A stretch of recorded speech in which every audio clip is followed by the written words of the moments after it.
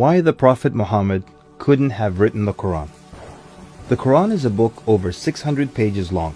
It covers a wide range of topics and was revealed bit by bit over a period of 23 years.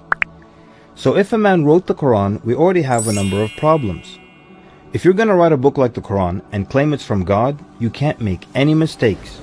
The book can't contradict itself, and you have to keep it consistent as you add to it over a period of 23 years and keep the message consistent.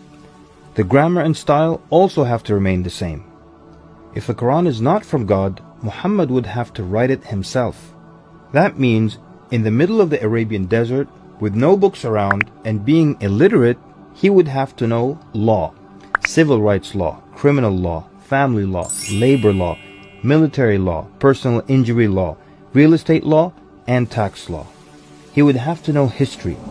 With little to no Christian presence in Mecca, he would have to know the stories and events in the lives of the prophets before him, the history of past nations, Judeo-Christian religious rulings, and he would have to know it well enough to somehow offer additional information and details not found in those books. He would have to know how to develop a nation, how to start a government, know about worship and purification, invent dietary laws, know psychology, about raising children, arbitration, distribution of wealth, finance, and business. In the area of science, he would have to know embryology, oceanography, about plate tectonics, cloud formation, UV rays, know about plants, mountains, bees, the human brain, the Big Bang, and the expansion of the universe. And in order to make the book complete, he would have to have knowledge of the future so he can write things that will happen in the years to come. He would have to be a time traveler in order to insert his name and mention in the Bible. If he's claiming that the book he wrote is from God, it must not have a single solution that doesn't work. He must also keep his emotions and personal life out of the book. The book should not reflect happy times nor sad times in his life. The writing should not become cheerful and optimistic, nor sad and gloomy as if a human wrote it. But when you read the Quran cover to cover, you can't sense when his wife died, when his daughters got married, when his grandchildren were born, when he was victorious, and when he was defeated.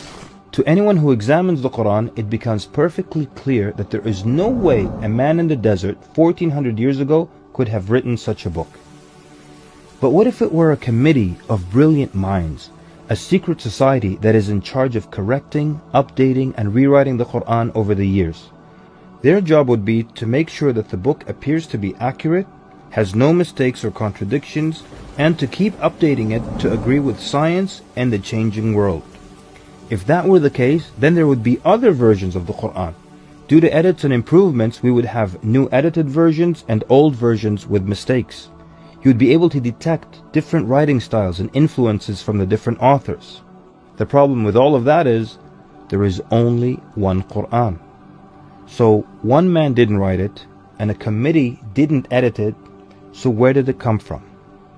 What if clever devils dictated and influenced a man to write the Quran? The question then would be, what kind of devil calls to good behavior, worshipping God, honoring Jesus, giving to the poor, and warns of the devil? Any way you analyze the Quran, you come to a clear conclusion. It could not have been written by a committee, a devil, nor the Prophet Muhammad.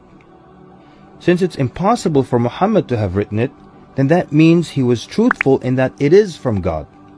If it is from God, that means he was a genuine prophet. And if he's a genuine prophet, then his message should be heeded and obeyed.